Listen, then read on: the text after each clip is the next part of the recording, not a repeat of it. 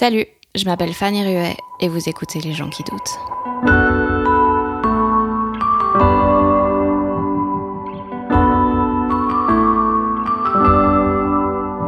En fait, c'est pas j'ai peur d'un truc précis, c'est j'ai peur tout le temps. Et j'ai compris pourquoi. C'est pas parce que j'avais peur, c'est parce que j'étais triste que ma mère soit morte, mais que j'avais pas pu la pleurer suffisamment. Et du coup, le corps, il exprime autrement. Il fait « Non, va pas bien, écoute-nous » et bref. Et donc, en pleurant ces trucs-là, à chaque fois, en fait, le taux d'anxiété, il diminue et c'est un bonheur. Nouvel épisode enregistré en public au Culture Fest avec l'historienne et youtubeuse Manon Bril. Pour les 2 ou 3 qui ne situent pas, Manon a lancé sa chaîne YouTube C'est une autre histoire il y a quelques années. Elle y propose de la vulgarisation. Au départ, c'était plutôt sur l'histoire et la mythologie. Et puis au fur et à mesure, elle s'est penchée sur de plus en plus de sujets très différents. Ça va de Picasso au film érotique nazi, donc vraiment c'est très large comme spectre. Et puis, elle ne se cantonne pas qu'à YouTube, puisque récemment, elle s'est lancée sur scène. Vous pouvez la retrouver sur pas mal de plateaux d'humour à Paris. Et à la fin du mois de mai, elle a même organisé son propre festival, le Culture Fest, auquel elle m'a invitée pour faire des blagues et enregistrer un épisode des gens qui doutent en public. Et moi, j'en ai aussi profité pour la recevoir, elle, dans le podcast, pour qu'on puisse parler de plein de trucs, de pourquoi elle aime l'histoire, de légitimité, de comment rester une bonne personne quand on évolue dans un milieu comme YouTube où il y a beaucoup d'ego et de concurrence, de sa méthode pour préparer les vidéos, de ses débuts sur scène, de comment la tristesse qu'il avait réprimée après un deuil s'est transformée en une angoisse permanente. Et puis elle me raconte aussi le truc le plus bizarre qu'on lui a jamais proposé sur Instagram. Et vraiment, c'est assez fou. J'espère que ça vous plaira.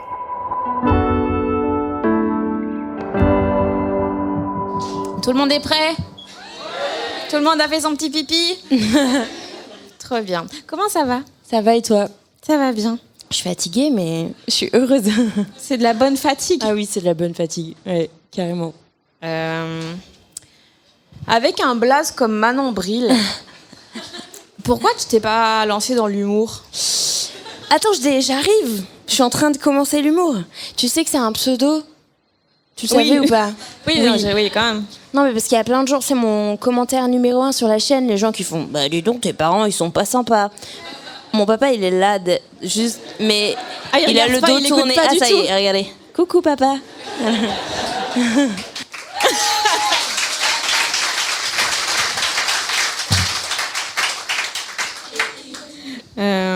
Pourquoi l'histoire ? Parce que, alors à la base, moi j'ai fait un bac S. Tu sais, les bons élèves que tu sais pas ce que tu veux faire, on te dit, papa te dit, va en S. Voilà. Et en fait, j'ai fait juste une prépa littéraire après le bac parce que je voulais faire une école de dessin animé, ce qui n'est jamais arrivé du coup. Et du coup, j'avais mis sur ma liste de vœux de, tu sais, on faisait parce que maintenant ça a l'air d'être l'enfer pour avoir des trucs après le bac, mais bref. Un boulot notamment, et même juste pouvoir être inscrit là où tu souhaites après le bac, malheureusement. Et du coup, tu faisais une liste de vœux de mon premier choix de prépa, c'est ça, et après, c'est ça, c'est ça. Et moi, j'avais mis une prépa littéraire avec l'option art plastique en me disant, de toute façon, j'aurais jamais vu que j'ai un bac S, et que des prépas bio. Eh bien, j'ai eu la prépa littéraire. Donc, je suis partie en prépa littéraire, et il y avait des profs d'histoire qui étaient géniaux. Ça se passe souvent comme ça, et du coup, j'ai pas du tout fini la prépa, j'ai pas du tout fait école de dessin animé, mais après, je suis partie en fac d'histoire, après la prépa. Ok. C'était donc, flou comme réponse. Je vois mais surtout, moi, vu qu'on n'a pas le même système en Belgique, pour moi, si ça tu pourrais inventer, je me dirais, c'est alors, super. Une réponse bien moins... Juste, j'ai eu des profs géniaux qui m'ont donné envie. C'est pas frustrant, l'histoire ? Parce que moi... En fait, je regarde des trucs historiques comme je regarde des séries. Et donc, il y a un côté, genre, je sais ce qui se passe, donc ça me saoule, tu vois, j'ai été spoil. Et je regarde ça un peu comme tu vois, quand tu regardes un film d'horreur et que t'es là, non, ne va pas là. Genre, non, ne fais pas confiance à Hitler, tu vois. Là, tu parles quand tu regardes un film ou un truc ou une série basée sur un truc historique. Ouais, ou même mes cours d'histoire et tout, c'est là, je connais la fin, tu vois. On connaît pas toujours la fin quand t'apprends en histoire. T'apprends, du coup, tu découvres. Par contre, moi, mater des films historiques et tout, ça me fait royalement chier. Genre, perso, en général, j'aime pas du tout. Tu vois, vraiment, en plus, c'est souvent pompeux parce que c'est l'histoire et tout, nanana. Alors que j'adore quand Tarantino, il fait mourir Hitler à la fin du film. Spoiler! Mais genre, ça, c'est trop... Non, mais ça, je trouve ça trop cool, alors que... Engagé. Ouais. Oh, ça, dis donc, sacré engagement. Genre là, vraiment, il a pas eu peur de prendre des coups et de dire les trucs. Le nazisme, c'est mal. Wouh. C'est mais très de droite. Le nazisme, c'est assez de droite. Oui, c'est vrai. Plutôt. Mais bref, du coup, non, l'histoire, au contraire, bah oui, si tu connais les grandes lignes que tu as entendues à l'école, tu sais comment ça finit, mais il y a 1 milliard de choses à découvrir et tout. Et moi, ce que j'aime beaucoup, c'est, j'en ai un petit peu parlé sur scène tout à l'heure, mais c'est à quel point, quand tu te penches dessus, tu te rends compte de comment des trucs qui nous paraissent hyper acquis et innés aujourd'hui, ça bouge en permanence et c'est mouvant. J'ai dit ces mots-là tout à l'heure, tu vois, je me répète, mais l'humain, c'est vraiment un mouvement permanent. Et donc, tous ces trucs où on dit oui, mais ça doit être comme ça, parce que c'est comme ça que l'homme il est et tout, c'est faux, tu vois. Genre vraiment, t'as toujours des contre-exemples à travers l'histoire en permanence. Et ça, je trouve ça génial. Et c'est souvent plutôt inattendu par rapport à ce dont on a l'habitude, qui sont les 4 trucs que tu as entendus à l'école, ou ce qu'on nous bassine tout le temps avec les histoires grandioses des États, tu vois. Oui, on a entendu 1000 fois notre victoire à telle bataille et tout, mais ça, on s'en tape un peu. C'est les États qui font de l'histoire de ça pour glorifier leur image, tu vois. C'est vraiment le roman national. Mais en vrai, quand tu creuses, tu découvres des trucs genre ah bah les archéologues ils ont mis beaucoup de temps à comprendre que ce squelette préhistorique qui avait l'air super robuste et tout, super carré, ils se sont dit forcément c'est un mec et il a plein d'ornements dans sa tombe, donc ça doit être un chef, donc si c'est un chef c'est un mec. Et en fait un jour il y a un fœtus dans le squelette et on fait ah ok, c'est peut-être pas un mec du coup. Et du coup, enfin tu vois, tous ces trucs là dont on parle un peu, enfin on en parle de plus en plus, mais un peu moins à la base parce que c'est pas aussi dans les cases du discours qu'on veut servir aujourd'hui, mais ça c'est fascinant, tu vois, et c'est sans fin. Comme j'en ai parlé tout à l'heure, tu n'étais pas là, mais autrefois à Rome on faisait caca en groupe. Il y avait des latrines collectives. 2, 3. Non mais t'imagines en vrai? Ouais. T'imagines non, genre... enfin non. Ouais. Non mais en vrai, je trouve cet exemple, il est incroyable. C'est-à-dire, c'est un fait banal. Il y a 2000 ans, c'est normal, c'est banal. Il y avait des latrines collectives, tu vois. Donc, t'allais aux toilettes publiques et tu discutais aux toilettes et tu faisais tes besoins. Et c'était normal. Et vraiment, aujourd'hui, c'est le dernier truc qu'on peut faire socialement, tu vois. C'est pas du tout... voilà. Ou encore une fois, on va pas aux mêmes soirées, mais voilà. mais bref, et ça, en vrai, je trouve ça ouf, comment un truc qui est si ancré et c'est comme ça. Aujourd'hui, faut pas péter, faut pas nana, enfin surtout si t'es une fille et blabla. Bah, il y a 2000 ans, en fait, on faisait ça en groupe et c'était pas un sujet, quoi. Ouais. Non, mais tu vois, enfin bref, tous ces trucs-là, je trouve ça génial. Et du coup, en fait, on sait jamais comment ça va finir. On est toujours surpris par dès qu'on gratte 1 milliard de choses. Mais je suis très agréablement surprise qu'on parle de paix en moins de 5 minutes. Oui, voilà. Bah ça, écoute, voilà, c'est un peu la fabrique de la maison, oui. C'est pas particulièrement difficile de s'intéresser à l'histoire quand on est fort sensible aux questions féministes et tout. C'est douloureux. C'est douloureux, mais pas difficile. Mais ouais, si, c'est pénible pour 1 milliard de raisons. Et en même temps, c'est cool aussi parce que pareil, tu te rends compte mais en fait, il y a 1000 meufs badass qui ont fait des trucs de fou, que juste on n'en a pas parlé parce qu'on s'en tape ou qu'on a voulu effacer ça. Et en fait, il y avait vraiment quand même plein de meufs qui faisaient des trucs de fou, même si évidemment elles n'étaient pas la règle parce que la société était encore plus contrainte qu'aujourd'hui. Et encore, ça dépend quand. C'est pareil, ça dépend quand et tout, mais à partir du 19e siècle notamment, c'est particulièrement sexiste et tout.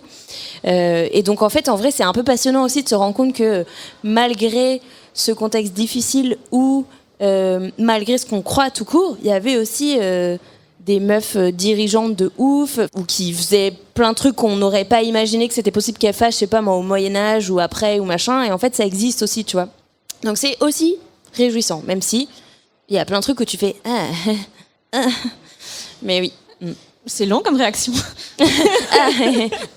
Titre Non. Alors moi, je repartais sur l'histoire de latrine collective, mais... Oui, aussi. Mais oui. T'aimes pas lire ? Non. Sauf ton livre. Qu'est-ce qu'il y a alors ? Je l'ai lu. Non, c'est vrai en plus. C'est vrai, j'ai kiffé, j'ai vraiment kiffé ton livre et je l'ai adoré. Et je lis pas beaucoup, à part pour le travail. Du coup, je lis beaucoup toute la journée pour le boulot. Et je suis une mauvaise lectrice, il faut beaucoup que je me concentre, je décroche tout le temps. C'est douloureux pour moi la lecture. Et du coup, je lis pas pour le plaisir, très peu. Et je suis en retard sur tous les essais féministes, justement, tout ce qu'il faudrait lire et tout. Donc j'ai un petit rituel de... Le matin, avec mon café, maintenant, je lis 2-3 pages parce que c'est le seul moment de la journée où j'ai le cerveau un peu frais pour bien vouloir me concentrer. Mais sinon, je passe, genre vraiment, tu sais, mes yeux, ils balayent la page et en fait, j'ai pas entendu ce que j'avais lu, tu vois. Et du coup, c'est beaucoup d'efforts et c'est pas un plaisir.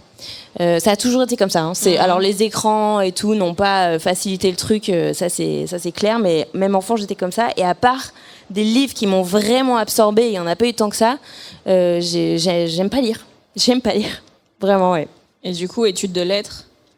Mais c'est une douleur. Genre, j'ai écrit une thèse, meuf.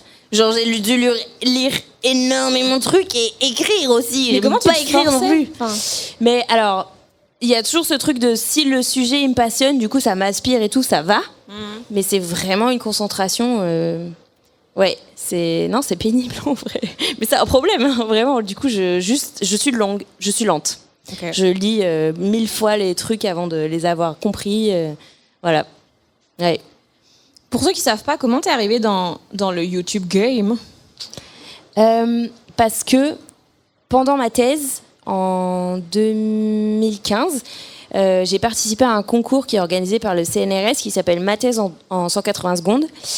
Et du coup, il faut... Pourquoi ils n'ont pas dit 3 minutes ? Parce que ça devait faire très cool de mettre 180. C'est un peu comme autrefois on disait 2000.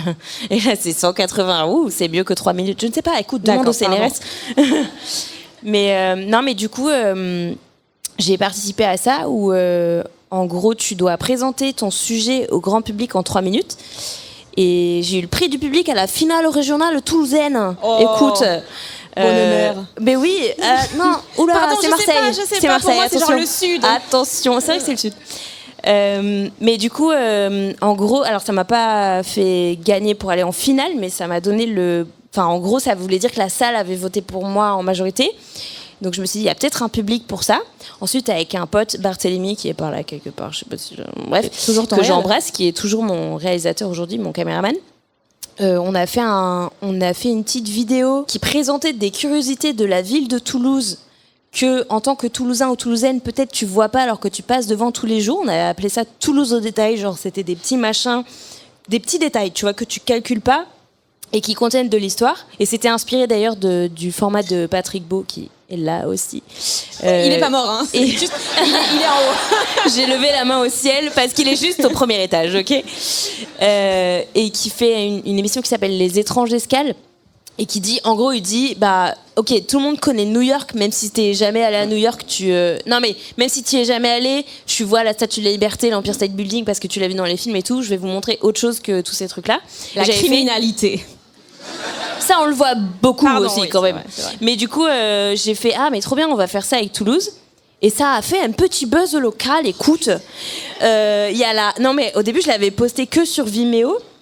C'était pour faire un... Ouais, obscur, hein. L'ambition. Non, mais c'est juste parce que, en gros, on avait fait cette vidéo pour répondre à un concours vidéo que ma fac organisait sur les 2 millions de la ville de Toulouse. Bref. Et une fois le concours passé, qu'on a gagné d'ailleurs, voilà, je dis ça, je dis rien, je poste la vidéo sur mon compte Vimeo où il y avait mes vidéos de vacances de snowboard avec ma famille et mes amis. Est-ce qu'elles ont eu un droit à un petit buzz également après ça ? Non, ok. Heureusement les pauvres, parce que mon montage n'était pas incroyable, bref. Et je le mets sur Facebook pour montrer aux copains. C'était juste une plateforme pour le mettre en ligne où j'avais un compte. Et donc, ça s'est emballé. La presse locale, la Dépêche, tout ça, a fait des articles qui s'appelaient genre « Cette Toulousaine connaît mieux Toulouse que vous ». Et là, je peux te dire que les Toulousains, super chauvins, ils ont fait « Pas du tout, je vais regarder cette vidéo. Ah si, j'ai appris des trucs. » Bref. Et en une semaine, il y a eu 80 000 vues sur Vimeo, alors qu'on était son père. Excusez-moi, mais ce sera 1 million sur YouTube, tu vois. Donc on a dit avec Bart, putain mais faisons une chaîne YouTube avec des sujets qui sont plus ma spécialité. Et du coup c'est encore aujourd'hui Bart qui tient la caméra, figurez-vous, sauf que maintenant je peux le payer, contrairement à l'époque. Beau gosse. Ouais, c'est cool, carrément. Quand tu as commencé à faire de la vulga historique sur YouTube, comment ça a été perçu dans le milieu académique qui est un peu plus... Voilà. En vrai, bien, ça va. Franchement, ça va. Ça va. Genre, déjà, c'est pour ça que j'ai mis le pseudo Manon Bril et pas mon vrai nom, Manon Champier, qui n'est pas du tout un secret. À chaque fois que je le dis, il y a quelqu'un qui me dit « Attention, on a vu ton vrai nom !» Oui, il est sur ma page Wikipédia, donc il n'y a plus de secret. Qui a écrit dans Wiki ? Je ne sais pas. Parce qu'il y a vraiment des infos. Ah oui, j'ai pas regardé. Non, mais des depuis infos genre t'as fait les scouts. Ah oui, les éclaireurs, éclaireuses de France, attention, Oui, c'est les scouts laïcs, s'il te plaît. Pas d'uniforme, pas de religion. Calme-toi. Attends, les scouts sont religieux ? Les scouts sont religieux, globalement, oui. Tu savais pas ? Ben non. Ah oui, ça va à la messe et tout. Alors, il y a... Oui, bien sûr. Après, il y a plein de mouvances et de branches et de religions différentes, d'ailleurs. Mais les éclaireurs et éclaireuses de France, du coup, c'est laïque. Voilà. Je vais m'y inscrire. Ah ben, je t'en prie, c'est trop bien. Du coup, ton vrai nom, tu l'as pas mis ? Voilà, j'avais pas. C'est pour ça que j'avais mis un pseudo en me disant, comme ça, les gens de la fac, ils vont pas. Ellipse. Voilà.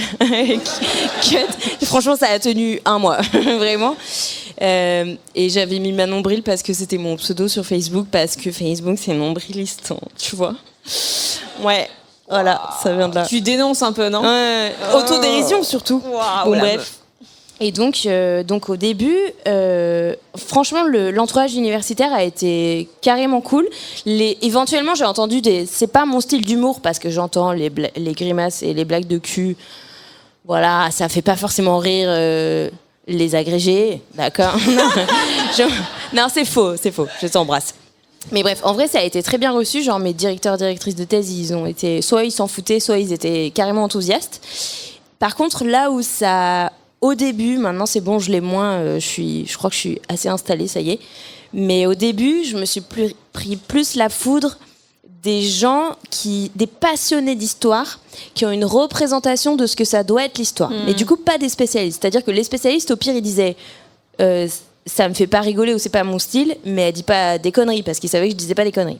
Par contre, les passionnés d'histoire, genre notamment le forum de la page Facebook. Déjà, ça commence mal. Exactement. La page Facebook de la Fabrique de l'Histoire de France Culture, une émission d'histoire trop stylée qui s'est arrêtée, qui était faite par Emmanuel Laurentin. Vraiment une super émission. Il y avait un groupe avec un public d'âge moyenne d'auditeurs de France Culture. Donc, un peu qui plus. Ne sont plus avec nous. Voilà. Je sais pas comment c'est pour vous chez France Inter, mais là, chez France Culture, j'ai l'impression que c'était un peu âgé. Bref, et qui du coup ils étaient vraiment en mode n'importe quoi, c'est pas comme ça qu'on fait de l'histoire, parce que je faisais l'andouille en gros. Et du coup ils arrivaient pas à dissocier forme et fond, et ils disaient si elle fait des grimaces et qu'elle dit des blagues, c'est qu'elle doit dire n'importe quoi. Mais du coup c'était pas les spécialistes, c'était des gens qui ont une image de comment ça doit être dit l'histoire, comment ça doit être grandiose et tout. On en revient à... en fait, c'est les gens biberonnés à Stéphane Bern, encore une fois, tu vois, au roman national. J'avais compris qu'ils se branlaient à Stéphane Bern, j'étais là... Alors, peut-être, oui. mais... ça les regarde. Mais tu vois, genre, ça doit être sérieux, on peut pas rigoler avec ça. Et si elle fait des blagues, du coup, elle doit dire n'importe quoi. Alors qu'à la limite, tu peux dire, encore une fois, j'aime pas tes blagues, mais c'est pas...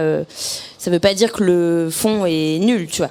Ça n'a rien à voir. Bref, donc eux, ils étaient véhéments. D'ailleurs, en général, je disais, j'ai un doctorat, ferme ta gueule.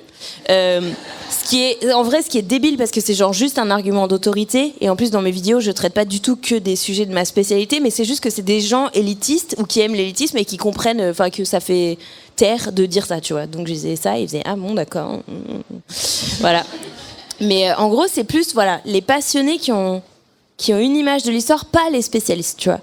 Et en vrai, c'est ces gens-là qui font du mal à l'histoire et qui font qu'il y a plein de gens qui se disent c'est pas pour moi, c'est des codes super, tu vois, académiques, élitistes et tout. Pour moi, c'est ces gens-là qui nuisent à la discipline et au fait que il y a plein d'autres gens qui se disent waouh, mais c'est hyper pompeux, c'est pas fait pour moi, ça, c'est chiant, ça va pas m'intéresser, tu vois.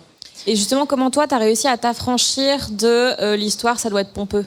En fait, justement, moi, du coup, pendant les premières années, donc j'ai commencé pendant ma thèse, et j'ai commencé en 2015 et j'ai fini ma thèse en 2018, tu vois. Et du coup, justement, c'était un espace de respiration en mode je vais parler d'histoire, mais de la façon dont j'ai envie. Encore une fois, le fond, il est solide, il est carré, mais c'est pas pour ça qu'on peut pas rigoler, tu vois, ou qu'on peut pas dire des gros mots. Et je voulais un espace où je pouvais parler pas comme dans les colloques ou à mes étudiants. Ce qui est normal, hein, tu vois, genre, il y a un discours approprié à un endroit où tu l'aimais. C'est absolument normal que je fasse pas des blagues de cul aux étudiants en cours de TD d'histoire. Non, mais vraiment, tu vois, genre, c'est pas approprié. Ou dans un colloque d'universitaire, on fait pas ça. Mais par contre, ailleurs, pour en gros avoir un ton de comment j'en aurais parlé à mes potes, là, je pouvais faire ça. Et vas-y, on peut rigoler. Et aussi on n'est pas obligé d'avoir des violons en fond, une bibliothèque avec une statuette antique sur le bureau. Enfin, tu vois, genre tout ça, moi, c'était genre mais chiant. Enfin, à moins que ça serve le propos. Sinon, la forme, on s'en fout. On fait une forme qui nous plaît. Et du coup, c'était plus urbain ou décalé, tu vois. Et justement, quand t'es passé des sujets purement mythologie et tout ça des débuts à quelque chose de beaucoup plus large, t'avais moins cet argument d'autorité de j'ai un doctorat en histoire, et donc comment t'as réussi à... Enfin, est-ce que c'est du coup la rigueur que t'as apprise dans tes études où tu t'es dit ok, si je suis solide là-dessus, je peux être solide sur tout le reste, ou est-ce que t'as eu ce moment de ok, elle est où ma légitimité? Oui, je l'ai tout le temps, ça. Alors, en gros, maintenant, je travaille avec un documentaliste, Vincent, que j'embrasse, qui est justement agrégé. C'est pour ça que je tire sur les agrégés, alors qu'ils sont géniaux, ils travaillent avec moi. Bref. Not all agrégé. Not all agrégé. En gros, je travaille principalement avec lui. Je lui commande de la documentation. Donc je lui dis, mais vraiment littéralement, maintenant je lui dis, je veux répondre à ça. Trouve-moi la réponse. Et je lui dis, fais-moi 6-7 pages de Word où tu as lu les trucs, tu me mets la biblio et tu m'expliques. Alors, des fois, c'est des questions difficiles. Des fois, il y a 1 ou 2 livres qu'on en parlait, donc c'est plus facile. Genre là, la dernière vidéo que j'ai sortie, c'est avec Salomé Saké sur comment la jeunesse a été traitée. Salomé, elle vient de sortir une enquête sur comment les jeunes sont traités aujourd'hui, c'est-à-dire mal, en gros, vous irez voir. Et moi, du coup, j'ai dit à Vincent, pour cette vidéo où on invite Salomé qui va parler de son livre, je veux qu'on fasse une première partie où on se pose la question de depuis quand les jeunes sont traités comme des petits cons par leurs aînés. Donc j'ai dit à Vincent, réponds à la question, cherche-moi la doc de depuis quand on dit que les jeunes sont des petits cons. Il y avait 1 milliard de trucs et tout, donc il a fallu qu'il digue et tout. Ça dépend des sujets, c'est plus ou moins facile à chaque fois. Donc je travaille avec lui. Lui, il est agrégé, ça veut dire que, en vrai, c'est une bête à concours qui a réussi un concours hyper dur d'histoire et qui est capable d'engranger, lire plein de trucs, résumer très vite et tout. Moi, j'ai mon diplôme qui fait que j'ai des réflexes d'historienne et tout, même si je suis pas spécialiste du sujet. Et sinon, quand j'ai la chance d'avoir ça, je demande directement à des spécialistes dont j'ai les contacts, où je vois passer des études que je trouve charmées. Là, on est allé puiser dans une des invitées qu'on avait eues déjà sur le podcast, parce que Vincent, il fait aussi la doc du podcast qu'on faisait avec Alex Ramirez, Oye Oye. C'est comme ça que j'ai rencontré d'ailleurs, bref. Et on avait eu une meuf qui travaillait sur ces questions, notamment, tu vois. Et bref, et du coup, je dis à un historien et une historienne, contre rémunération toujours, est-ce que tu peux me résumer ton sujet? On voudrait parler de ce sujet-là. Ou est-ce que tu peux relire mon script, comme ça on sait. Ça n'empêche pas des erreurs, hein. Ça n'empêche pas que des fois on se trompe, que des fois ça va de la petite coquille de date à des fois une mécompréhension d'un truc qu'on a lu. Et dans ce cas, on essaye de se rattraper en mettant un commentaire épinglé ou ce genre de truc, ou en coupant ou en reparlant après. Voilà, parce qu'on est des humains et qu'on n'est pas parfait. Mais du coup, la méthode, c'est ça, c'est travailler avec des gens qui savent faire et essayer de demander relecture aux spécialistes, ou directement c'est eux qui me font la doc quand je les ai sous le coude et que du coup je le demande pas à Vincent. Voilà. Mais moi clairement je suis spécialiste que d'un truc très précis de ma thèse. Ça va pas tenir une chaîne YouTube Athéna au 19e siècle, c'est ça ma thèse, tu vois. Au bout de 3 vidéos, les gens ils vont faire bon mais c'est bon, on connaît, tu vois. Donc oui, non, je suis pas du tout spécialiste de tous les sujets que je traite, quoi. D'ailleurs, si on lit le Wikipédia d'Athéna, ouais. Très belle transition, Fanny. Ouais, j'attendais que ça. Donc, déesse de la sagesse avait le pouvoir de donner de la sagesse et de l'intelligence aux mortels. Ma question est la suivante. Athéna avait-elle une chaîne YouTube de vulgarisation? Elle aurait pu, franchement. Ouais, grave. Mais oui, en gros, Athéna, c'est une drag queen en Belgique, elle est super.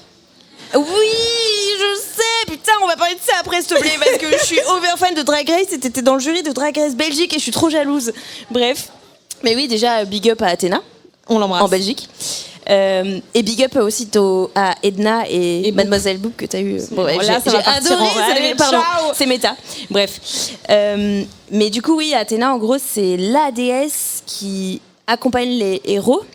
Et qui leur fournit souvent un pouvoir, un accessoire, un truc pour réussir leur quête ou une connaissance. Genre, c'est elle. C'est l'adjuvant. Non, mais c'est le mentor. Tu sais que vraiment, mentor, ça vient de là. Parce qu'en gros, elle se transforme en un personnage qui s'appelle Mentor. Donc, il y a un vieux sage pour aider Ulysse dans sa quête. Ouais, elle est un peu drag king. Elle est un peu drag king, du coup. Pour aider quelqu'un, elle est obligée d'être un vieux monsieur. Souvent, les dieux, ils se transforment ils prennent une autre apparence pour interagir avec les mortels pour pas que ça leur nique le cerveau, tu vois. Ouais. Genre, ils se font. Pour faire un peu en soum-soum leur bise. Okay. Ouais. Voilà, t'as capté. Est-ce que quand tu bosses dans la recherche, que t'es docteur en histoire, t'as le droit de douter autant que les autres, parce que tout est basé quand même sur des faits, souvent. Est-ce que t'as le droit de montrer que t'hésites ? Ah oui, bien sûr, au contraire. En fait, c'est très souvent en histoire qu'on dit... justement, alors, il y a des certitudes aussi. Il y a des trucs où on peut dire, bon, ben ça, on est sûr parce qu'il y a telle source qui le dit, nanana, c'est sûr, machin. Il y a aussi plein de fois où il faut vraiment... En gros, on a 2 moments actés et entre, il y a un flou. Donc, c'est aussi dans le travail des historiens et des historiennes de faire des hypothèses de qu'est-ce qui mène de l'un à l'autre. Et du coup, dans ce cas, tu es obligé de dire ça me paraît crédible parce que ceci, cela. On en parlera toujours au conditionnel. Ça arrive très souvent vraiment qu'on fasse ça. C'est pas moins intéressant parce que c'est pas acté. En fait, ça alimente la pensée scientifique de le faire. Ensuite, on va découvrir un autre truc qui va confirmer ou infirmer ces thèses ou jamais. Mais c'est trop, c'est des exercices de pensée et c'est trop intéressant. Mais le doute est obligatoire, tu vois. En fait, tant qu'on n'a pas une source ou un truc qui l'acte, vraiment, on l'utilise tout le temps. On utilise le conditionnel. On peut déduire un peu des pourcentages de certitude en disant on pourra jamais trop le prouver, mais c'est quasiment sûr que c'est comme ça que ça s'est passé parce que Hitler était de droite. Ça, on peut pas mal le prouver, par contre. Mais tu vois, on pourra dire ça ressemble énormément à tel schéma ailleurs qu'on connaît, et du coup, c'est fort probable que. On est obligé de dire c'est fort probable que. Mais voilà. Et il y a d'autres fois où on sait pas du tout, et vraiment, on dit ah bah moi j'ai pensé à ça, machin à cette théorie, bidule à cette théorie, donc là c'est le doute total. Mais c'est pas moins intéressant de formuler des hypothèses pour essayer de produire de la pensée sur ça que. Mais voilà, mais juste il faut. L'important c'est de dire ceci n'est pas acté, mais voici les hypothèses auxquelles on pense, tu vois. Parce qu'en vrai, sinon en préhistoire par exemple, on peut parler de rien presque, tu vois. Enfin si, j'exagère, mais genre ça n'est quasi que des. On pense que parce que nana, tu vois. Est-ce que t'as maté c'est quoi le nom? Planet Kunk? C'est c'est quoi? Sur Netflix, c'est une espèce de faux documentaire où t'as une pseudo-historienne qui est en fait une humoriste qui va poser plein de questions complètement teubées à des historiens, et genre elle donne des explications complètement débiles, genre à un moment elle demande est-ce que la ville de Rome avait un toit? Et tu vois que des trucs où tu te dis mais qu'est-ce qui s'est passé? Est-ce que la ville de Rome avait un toit? Sur toute la, tu vois, que des trucs qui n'ont aucun sens. J'adore qu'elle ait formulé cette question déjà. Oui, mais et surtout c'était logique. Tu vois, il y avait un truc logique dans son raisonnement, et voilà, c'est hilarant. C'est sur Netflix. J'ai pas vu, mais je vais aller voir par contre. Voilà, c'est super, elle lit que de la merde. Trop bien. Et j'adore. Trop cool. Carrément. YouTube, tout ça, c'est un milieu où il y a beaucoup d'ego. Non, je vois pas de quoi tu parles. Au conditionnel. Bon. Oui, voilà, le doute avant tout. Voilà, c'est un milieu où il pourrait y avoir énormément d'ego et potentiellement un peu de concurrence ressentie. Comment on fait pour rester une bonne personne et ne pas céder à ces vieux relents d'ego de... Est-ce que je suis restée une bonne personne? Ouais, c'est un milieu pas si facile. Hein. Après, j'ai l'impression que l'humour, c'est pas ouf non plus. L'humour à Paris. En Belgique, c'est bisounours encore, mais Paris, ça a l'air horrible. Ouais, c'est un... Alors, en fait, il y a 1 milliard de gens différents comme d'hab. Il y a quand même un truc de la lumière, ça attire des gens dangereux. Voilà, j'en ai fait les frais. Écoute, c'est dans Mediapart, hein, vous regarderez. Voilà, il y a des gens, vénères. Pub. Non, mais c'est en fait en premier pour moi, c'est ça. C'est pas tellement les égos. Alors évidemment, il y a des rivalités, des jalousies et tout. Moi, ce que je trouve chaud, c'est les mecs dangereux que ça attire. Vraiment, il y en a. Beaucoup. Et les mecs dans le public, tu veux dire, ou dans les créateurs? Non, dans les créateurs. Enfin, dans le public aussi, il y a, mais dans les créateurs, ça... Statistiquement, parmi vous, il y a 2 fous. C'est faux parce que on les a triés sur le volet. Pas du tout. Non, mais en vrai, c'est ça qui est dangereux pour moi. C'est plutôt les égos. Alors, ça attire des gros égos, mais je mentirais si je disais que je fais pas ça pour l'ego. Clairement, ça alimente le mien aussi. Hein. Clairement, voilà, soyons lucides. Mais je pense que ça décuple des profils qui de base déjà étaient un peu fuckés, tu vois. Et ça crée des... En fait, c'est juste que ça crée il y en a certains, c'est un passe-droit illimité pour faire des choses horribles, tu vois, ou pour profiter un maximum de leur statut en toute impunité. Et ça, c'est ça qui est compliqué. À la limite, jouer des coudes parce que nani nana, t'as vu mon gros zizi, regarde mon 1 million d'abonnés, ok. Moi, en vrai, ça, je m'en tape un peu. C'est pas les gens avec qui je traîne parce qu'ils m'intéressent pas. Il n'y en a aucun dans ce festival, ok. Sachez que je les ai triés sur le volet. Mais par contre, ça crée ou en tout cas, ça amplifie des gens qui sont des gars, on va le dire franchement. Voilà, qui font je peux faire ça, ok, je peux tester cette limite, ok, je peux faire ça, ok, je peux faire ça. Et comme là c'est illimité parce qu'ils ont une tribune, parce qu'ils ont une aura, parce qu'ils ont des fans, ils ont du poids et tout, ils sont en mode ok, c'est open bar et tout, je peux faire tout ce que je veux. Et il y en a pas mal, malheureusement.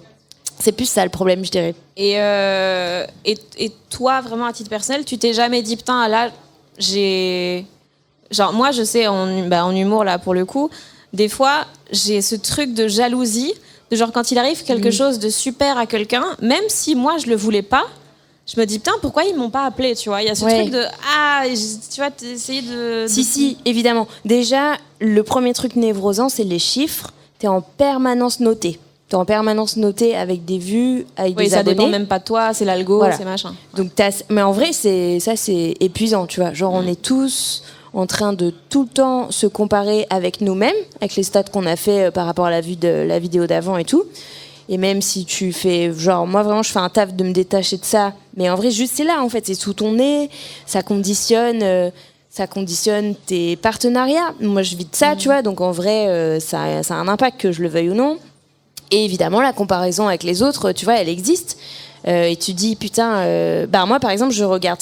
presque pas YouTube parce que ça me renvoie le taf, ou alors c'est du contenu très très éloigné de ce que je fais, c'est du pur divertissement ou quoi, parce que quand je regarde un peu ce que font mes potes pour me tenir au courant de ce qu'ils font, mais en fait minimum je fais putain il ou elle a fait ça comme ça, ouais c'est trop intelligent, ok, en fait ça me relaxe pas, je suis en train de travailler, de faire putain malin ce montage, ou je vois les vues et je fais putain ok, pourquoi moi j'y arrive plus pareil, ou alors là j'ai mieux réussi, mais enfin tu vois. Et ça c'est le mal, les chiffres c'est vraiment le mal, je trouve ça. C'est dur de s'en détacher. Je travaille tout simplement le fait de moins les consulter qu'à une autre période, mais t'es obligé de le faire quand même parce que c'est aussi un indicateur de la santé de ta chaîne, tu vois. Si elle s'effondre, enfin faut quand même capter et peut-être se poser des questions, et ça sert aussi à se remettre en cause et à se dire bon bah là il y a un truc que je fais plus bien parce que les autres ils y arrivent et pas moi.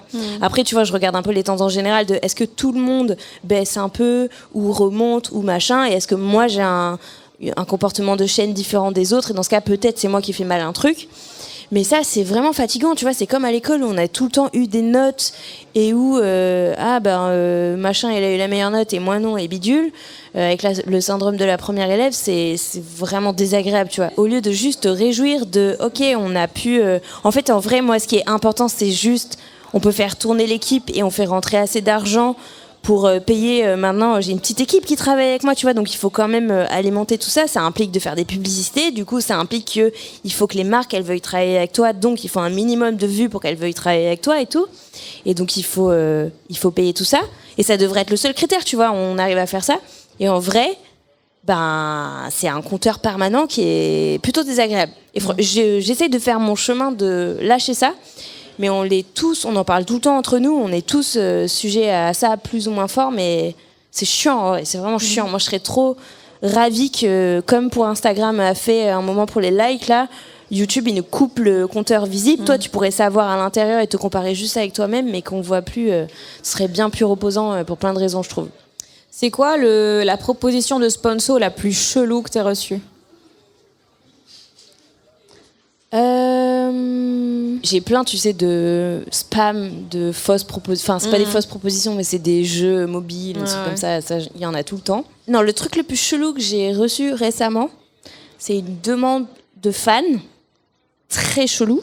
Ça, c'est autre chose qu'un placement de produit, mais genre vraiment, je n'étais pas prête. Il y a une meuf qui m'a dit, elle m'a envoyé un vocal pour me dire: coucou, en fait, pour X raisons, je ne vais pas trop étaler sa vie, mais voilà, je ne peux pas avoir d'enfant. Je fais une procédure avec mon mec. Ouais, tu vois venir. Est-ce que... elle m'a dit, on t'a choisi. Bravo! Et du coup, elle voulait que je donne mes ovocytes. Ah, je pensais qu'elle voulait ton utérus, tu vois, genre. Ouais, non, que je lui donne... Ça, j'étais pas prête. Franchement, j'ai regardé mon plafond pendant 2 heures, je te jure, vraiment. Non, mais c'est vrai. Genre, vraiment, j'étais choquée de Chez le gynéco, en se faisant enlever. Du degré d'intrusion et auquel elle s'est dit que je pouvais être disponible, tu vois. Au point de faire une opération lourde, de donner mon ADN à une inconnue et tout, c'est ouf, une requête pareille, tu vois. Et en plus, c'est un peu tourné, voilà, sur le ton de on t'a choisi. Enfin, bon, voilà, bref. Mais ça c'est le truc le plus... C'était récent. Ouais, ça, j'avoue, c'est du gros sponsor. Et franchement, tu vois, tu sais, on a des potes, ils font: ah putain, il y a quelqu'un qui s'est fait tatouer un truc de moi. Et déjà, je trouve ça bizarre de ouf. Genre. Wait for it. Ça t'est arrivé? Non. Ok. Non, mais déjà, c'est un truc, tu vois, genre, c'est gravé. Enfin, ouais. Voilà. Là, j'avoue, j'aurais même pas imaginé le scénario, ce truc le plus bizarre qu'on m'ait demandé. Peut-être c'était un prank. Peut-être là, il y a une meuf dans un podcast, elle est en train de dire: alors, je te jure, j'ai envoyé un vocal à Manon Bril. Je préférais. Mais celui-là, j'étais pas prêt. Et ça m'a vraiment fait un truc. Tu sais, les gens, ils sont tout le temps en mode... ah, tu réponds pas à mes messages. Enfin, il y a une espèce d'exigence, de disponibilité qui est, tu vois, des fois pénible. Alors que c'est quelques personnes, hein. Tout le monde est trop mignon en général. Et franchement, quel bonheur de faire un festival comme ça où c'est trop bonne ambiance et tout. Vraiment, sincèrement, au premier degré. Mais ça, une demande comme ça, c'est tellement exigé. Enfin, tu vois, elle s'est dit, bah ouais, nickel. Elle va dire oui. Elle oublie que t'es pas la personne que t'es dans les vidéos, quoi. Oui, je lui ai répondu tout ça. Je lui ai dit, mais en fait, t'as une projection de moi que tu ne sais pas, parce qu'il y avait tout un... J'adore qui tu es, je me reconnais dans toi, machin, enfin, tu vois. Donc voilà, ça, c'est le truc le plus chelou que j'ai eu. En partenariat, non, que des jeux mobiles claqués ou pas des... Okay. Voilà, pas rien d'aussi croustillant. D'accord. Très déçu. Enfin, quoique, non, vraiment. Les ovocytes, pas mal quand même. Les ovocytes, c'est pas mal. T'as quel rapport au réseau? On sert beaucoup, c'est mon travail.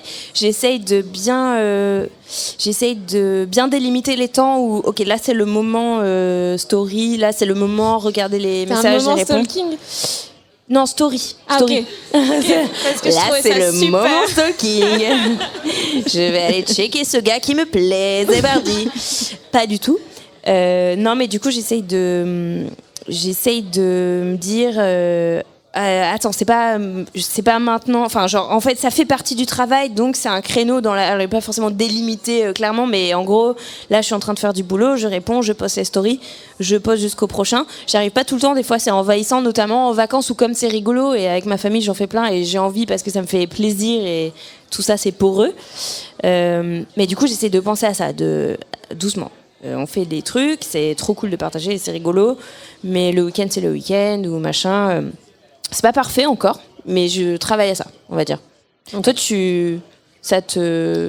Moi, j'ai un peu un truc amour-haine avec ça. Genre, j'adore ça, c'est trop marrant et tout. Mais j'y passe tellement de temps et c'est des vortex. Mais tu parlais de poster toi ou de scroller? Non, même de poster des trucs, parce que moi, ça me fait marrer et tout, mais des fois, j'ai l'impression que je passe tellement de temps à faire un truc où, en vrai, on s'en fout, quoi. Tu vois, il y a un peu une pression qu'on se met nous-mêmes de il faut que. Personne t'a rien demandé, en fait. C'est clair. C'est genre, on oublie trop souvent que les gens s'en battent les couilles. Oui, moi aussi, je suis là, mais tout le monde s'en branle de mon. Mais oui, carrément. Voilà. Mais scroller, par contre, je fais pas énorme. Je scrolle pas trop.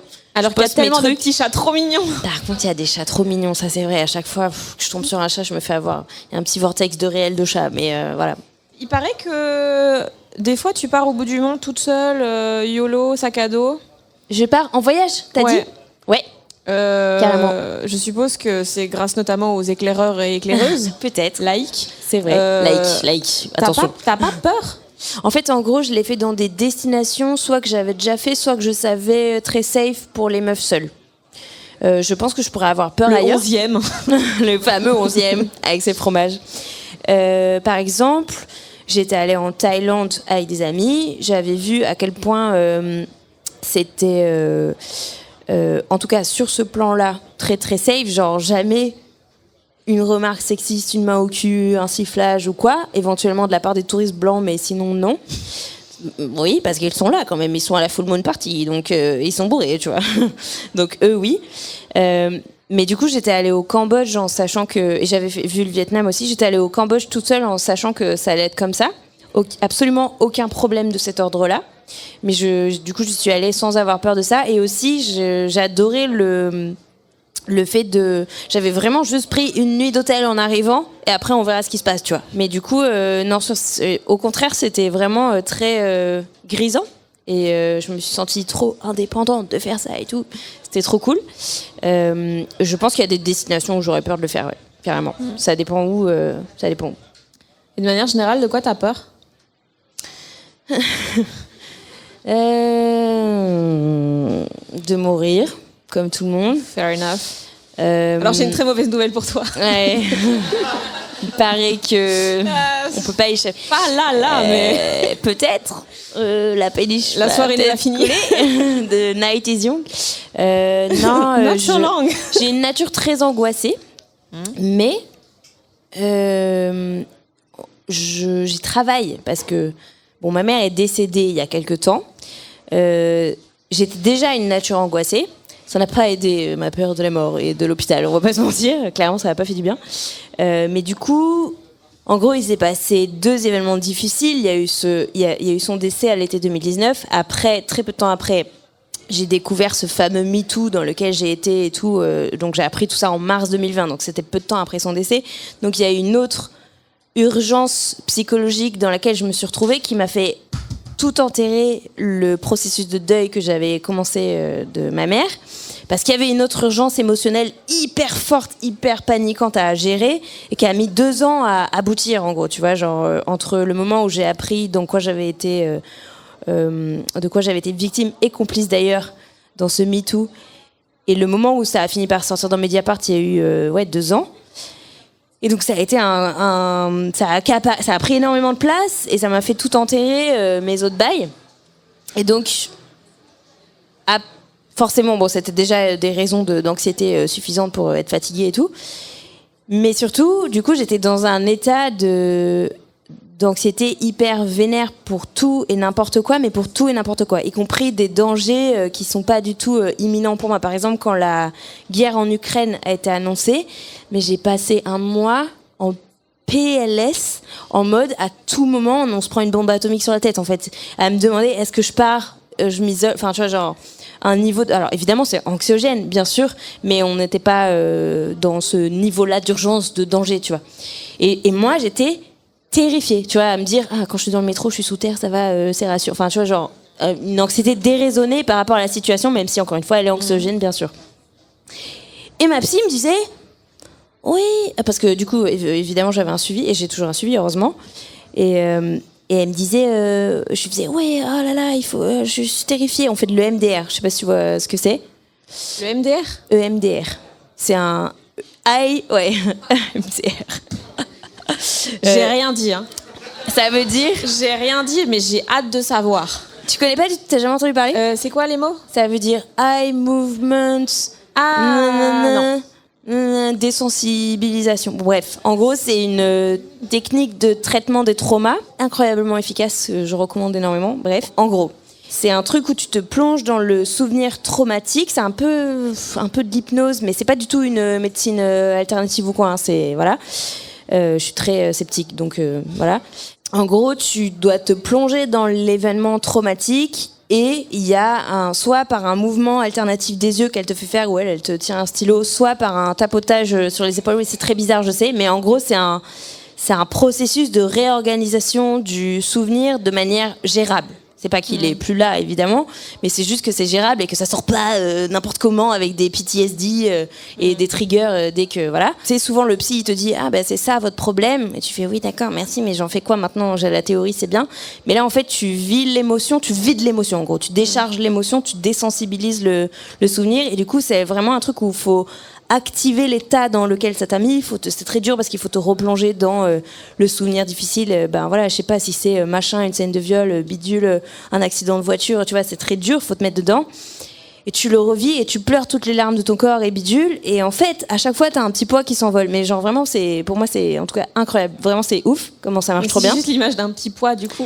Un petit pois vert avec des petites ailes. Et bref, et du coup, en fait, tu désensibilises. C'est un mécanisme qu'on comprend pas encore hyper bien, si j'ai capté dans le cerveau, qui fait que, en gros, quand t'as un trauma, ton cerveau, il enterre tout n'importe comment parce qu'il est terrifié. Et des fois, ça marche bien. Des fois, plus tard, ça te cause des torts parce que ça a été mal, tu vois. Et donc là, en fait, on accepte de se plonger dans le truc traumatique. Et en fait, au lieu de juste intellectuellement savoir, c'est ça, parce que souvent tu sais, oui je sais, ma mère elle est morte, ok, je sais, c'est un problème, mais voilà, on fait quoi? Mais là en fait tu le vis avec ton corps, tu te remets physiquement dedans et tu laisses vivre ces émotions que tu as verrouillées et qui sont pas sorties et qui jusque là, me disait ma psy du coup, en fait c'est votre tristesse qui parle, qui ressort en anxiété. Comme vous l'avez verrouillé parce que 1 milliard de très bonnes raisons entre c'est très dur de perdre sa maman si tôt et une autre urgence émotionnelle à traiter. Du coup, vous l'avez verrouillé, vous pouvez pas être triste. Bon, je l'ai été, mais pas à la hauteur d'eux. Et en fait, le corps, il le fait ressortir autrement. Donc, vous êtes terrifié par des trucs qui sont pas vraiment votre problème. La guerre en Ukraine, ça fait peur, mais en vrai, là, tout de suite, maintenant, c'est pas vraiment votre problème. Ou moi, je sais pas, je suis terrifiée en voiture, ou j'ai tout le temps peur, quoi, tu vois. Et donc, je disais, oui, non, mais c'est ça, mon souci, il faut qu'on travaille ici. Elle faisait, oui, on va travailler ça, on va enlever ces couches-là. Et après, quand on a enlevé ces petites couches de rien du tout et qu'on les a désensibilisées, elle a fait « On s'occupe du deuil de votre mère maintenant ?» Je fais « Oh, qui a le temps de pleurer sa mère, putain ?» Voilà. Et du coup, en vrai, on a commencé et ça fait un bien fou et c'est incroyable. Et depuis que je fais ça, donc après, c'est un travail quand même, il faut pas 2 séances pour faire ça, mais voilà. Depuis que je fais ça, j'ai vraiment genre... En fait, je me rends compte que ces pensées obsessionnelles d'angoisse, parce que du coup, moi, ça se traduit vraiment par des pensées obsessionnelles de je décroche pas, tu vois, je suis terrifiée jusqu'à ce que je m'endorme, tu vois. Et ben en fait, elles sont de moins en moins présentes. Par exemple, moi, je suis la meuf qui, quand elle rentre dans un train, il y a un bagage abandonné, enfin, seul, pas abandonné, mais seul, je vais passer le trajet à faire, je dois le signaler ou pas ? Non, ok, c'est normal. Non, c'est normal. Tu vas faire chier tout le monde. Je vais pas le signaler, mais je vais passer le trajet à stresser. C'est débile. Et à la fin, il y a Jean-Marc qui ramasse son sac et je fais évidemment. Voilà. Et ben là, tu vois, la dernière fois, je suis rentrée dans un train. Il y en avait un. Ça m'a tracassé 10 minutes. Et après, j'ai fait. Mais non, c'est ton anxiété qui parle parce que tu n'as pas encore assez pleuré ta mère. Et voilà. Et franchement, et c'est passé. Et bref. C'est vrai, une campagne SNCF. Pleurez votre mère. Arrêtez d'oublier vos bagages. S'il vous plaît, putain. Bon bref. Et du coup, nature très très anxieuse de base déjà qui s'est aggravée avec les trucs que j'ai vécu dernièrement, mais qui en fait est en train de se résorber tout doucement. Ça me fait un bien fou, ça marche très très bien. Je vous recommande le MDR si jamais. Voilà, pardon, j'ai fait un tunnel. Mais du coup, j'ai peur de ça. En fait, c'est pas j'ai peur d'un truc précis, c'est j'ai peur tout le temps. Tout le temps. Et j'ai compris pourquoi. C'est pas parce que j'avais peur, c'est parce que j'étais triste que ma mère soit morte, mais que j'avais pas pu la pleurer suffisamment. Non pas que je l'ai pas pleuré, mais tu vois. Et du coup, le corps, il exprime autrement. Et il dit, on va pas bien, écoute-nous, on va pas bien. Et moi, je suis là, non, pas du tout, ça va très bien, il faut juste finir ce montage.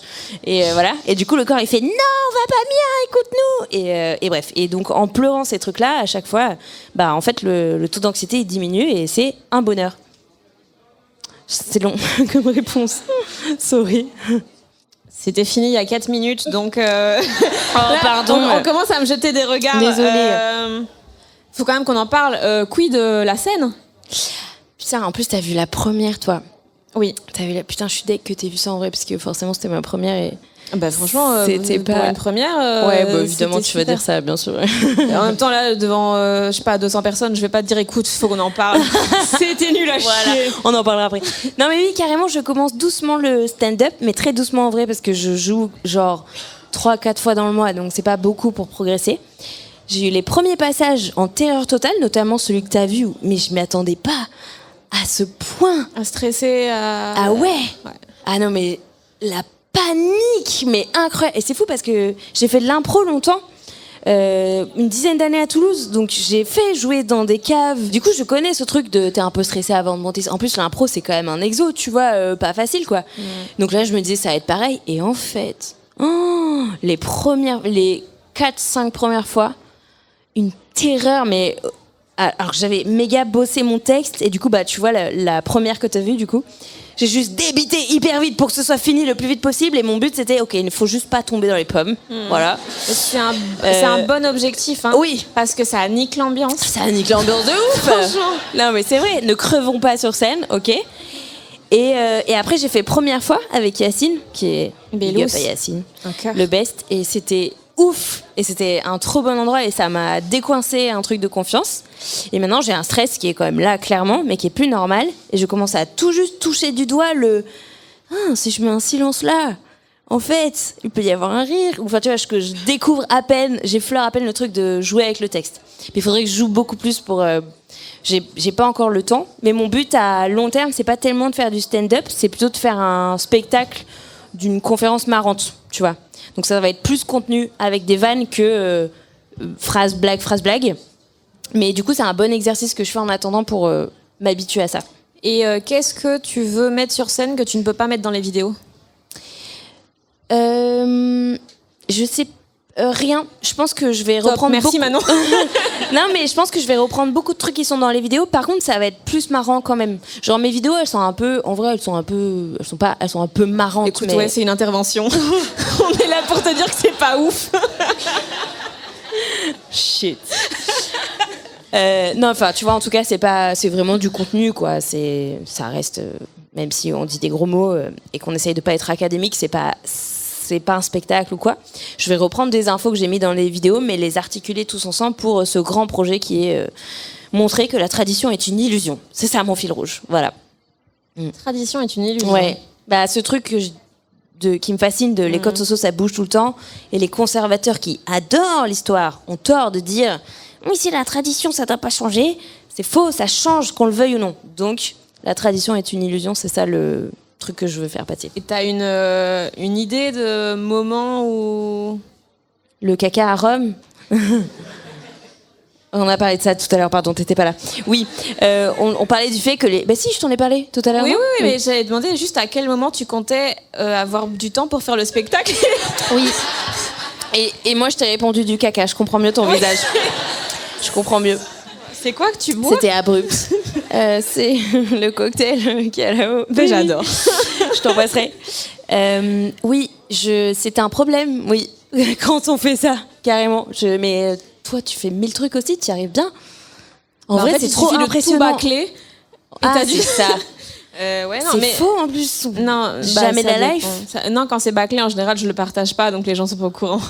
Bah, franchement, ton livre, encore une fois, j'ai vraiment kiffé. Et j'aime pas lire. Vraiment. Non, mais c'est vrai. Vraiment, sinon je ferais Il y a juste... des grosses marges. Hein. Non, mais c'est pas grave. Elle est trop... Je dirais rien sinon j'aurais fait merci Fanny pour ton livre. Allez, non, mais grave, c'était... Bref, donc écrire un livre, c'est incroyablement long. Faire des chroniques tous les je sais pas combien, c'est incroyablement long. Mais donc, un spectacle. Tu n'as pas d'idée de quand tu vas le faire? Je pense que je vais essayer d'écrire cet été, de prendre une session cet été pour écrire. Et après, il faudra jouer et bidule. D'accord. C'est pas pour tout de suite. Mais je le digère doucement. Bien. Dernière question, avant de devoir rendre... L'antenne très en retard. L'antenne, absolument. C'est quoi le dernier truc que tu as appris à ton sujet? Que j'avais été choisie pour ces oppositions. À mon sujet... Je sais pas. Donne-moi un exemple de toi. Je sais pas, genre j'ai appris qu'en fait je pensais que j'étais pas capable de ça et je suis capable. Tu vois, genre de Et manger toi, c'était 12 quoi flancs. Non, je sais pas. J'ai appris que j'étais plus capable de m'ennuyer que ce que je pensais. Ouais. Avant, ça me stressait de ouf et en fait maintenant je me dis peut-être ça peut avoir du bon. Ouais. Tu trouves pas que quand on s'ennuie, on a des idées? Si, de ouf. Ouais. Mais du coup, il y a peut-être un peu ce truc calculateur de me dire attends, comment je vais m'ennuyer, avoir plein d'idées. Non mais grave, C'est ça. ça fait du bien le vide pour ça. Ouais. Ouais. Et ben, moi j'ai appris que apparemment je pouvais organiser un festival, que les gens seraient au rendez-vous. En vrai.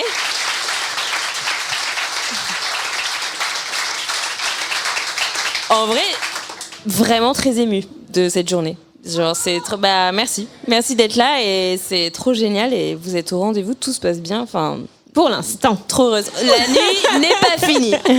Merci beaucoup Manon. Merci Fanny.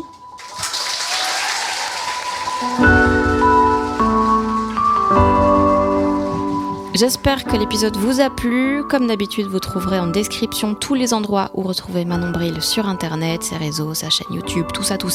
N'hésitez pas évidemment à aller la voir sur scène. Elle annonce régulièrement sur son Insta les plateaux auxquels elle est programmée.